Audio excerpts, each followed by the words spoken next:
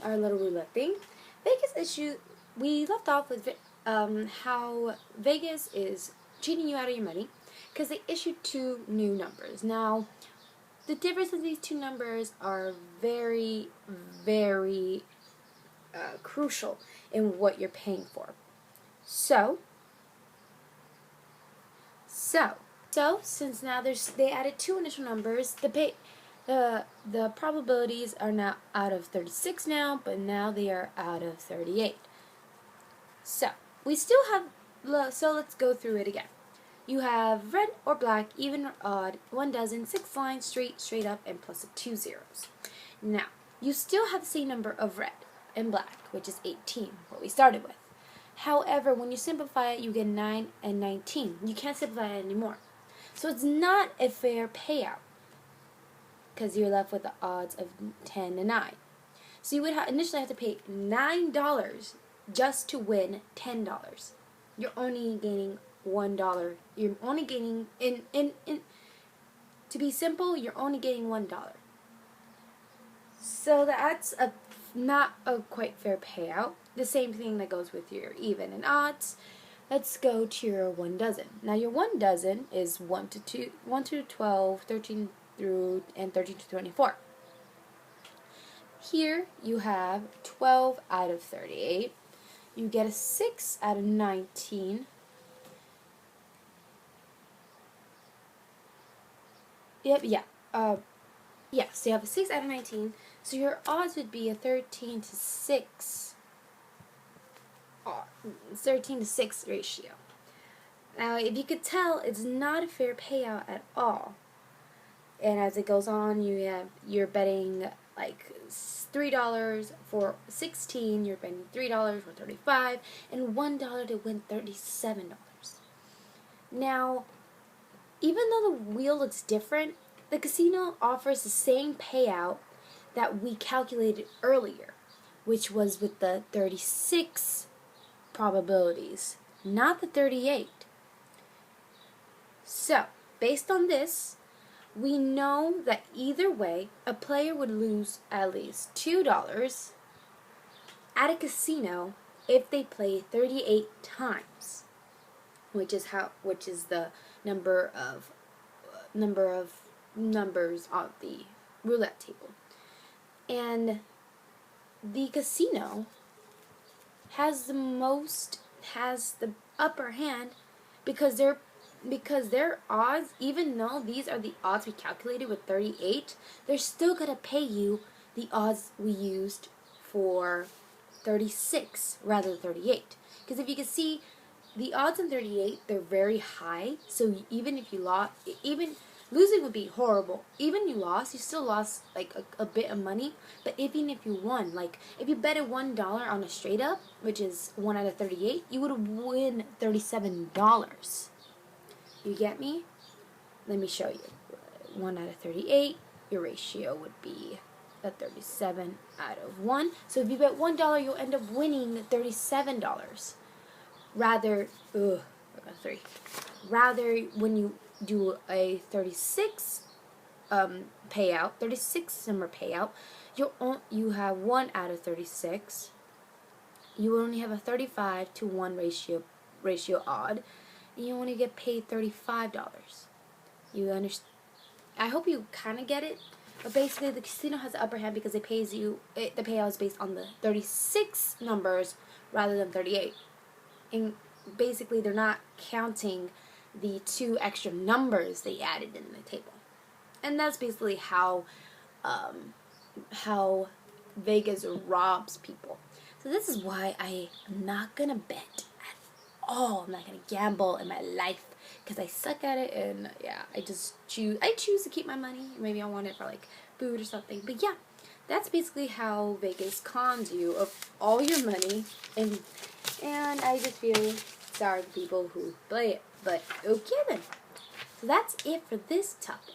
And now our final thing we'll be going over is a life lesson we had gone over very shortly before we left. This lesson we're going to learn was very simple, and I think I like it a bit. I like it. It's about fighting laziness and loving the grind. Ugh, I was about to spell loving wrong. Ah!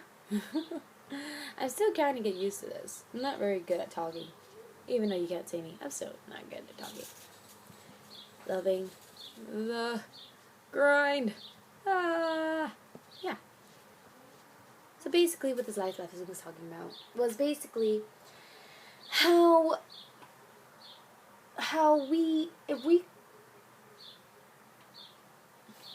how being lazy, I mean, for me, I like being lazy, but it's only to a certain extent. Like maybe on the weekends, I don't feel like doing anything. I just want to rest, but then I have like homework.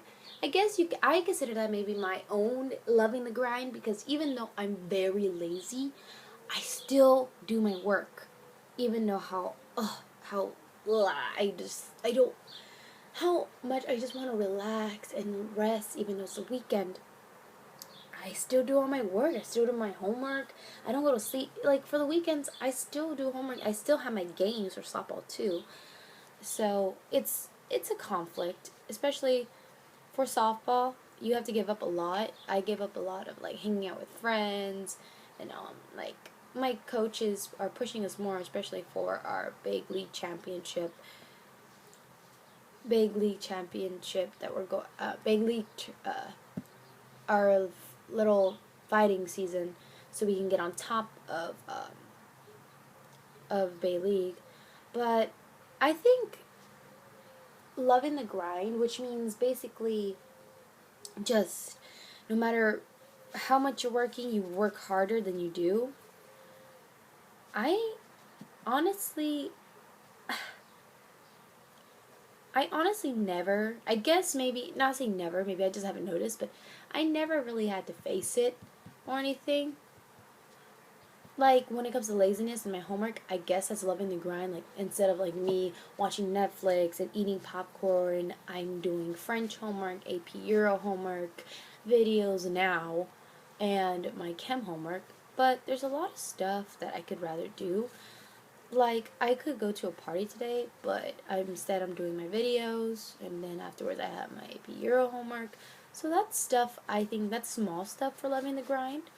Another thing maybe is like when my coach, when we're all, not me, but when sometimes we get off task in um, in softball, she makes us run, and I don't mind. I push and I'll even run more laps just to make sure that she stays happy. And when she tells us to run again, I don't complain about it. I keep running because you can't argue with that. I feel like you have to, if you want to gain to where you're going, you need to go through life struggles. It's not like saying that running is a huge struggle, but you need to go through some life struggles just to be victorious in what you want. But loving the grind is very important, because then you can push yourself farther than you need to, and you can like achieve great things. Even no matter how difficult it is, how life prevents it for you, you can achieve great things just by working harder and greater than everybody else, proving to them, proving to the, um, proving to them that you are worth it. That's one thing I like my coach. I like what my coach Desert says. Whenever she says that you're worth it, you're worth every positive ounce of energy. That gives me more strength to love the grind and just push myself farther and farther than I need to. And this life lessons, even though it was something small, we didn't go too much depth in it. I'm going to try and see if I can love the grind more. My laziness, I cannot fight it. I'm sorry, but yeah, that's not gonna happen. I'm still gonna be lazy once in a while. I'm not gonna be lazy all the time. I'm still gonna rest in bed. I'm still gonna sleep, all day, all cozy. Even if the sun's out, like, no, sun, go away, I am sleeping. But yeah, anyway, that's our life lesson. I'm not gonna go too much in depth. I can't really go too much depth. But in general, that's Unit 10. It was a very short, I think it was the shortest out of everything. And I kind of understand, I kind of don't, but oh well, we'll just see how it goes. This actually helped me review a lot of stuff. It helped me look over a lot of my notes. I kind of knew it, but at the same time I couldn't explain it, so, but yeah. Anyway, thanks for stopping by, and I hope to see you in the next video. I love you. Pieces of pizza.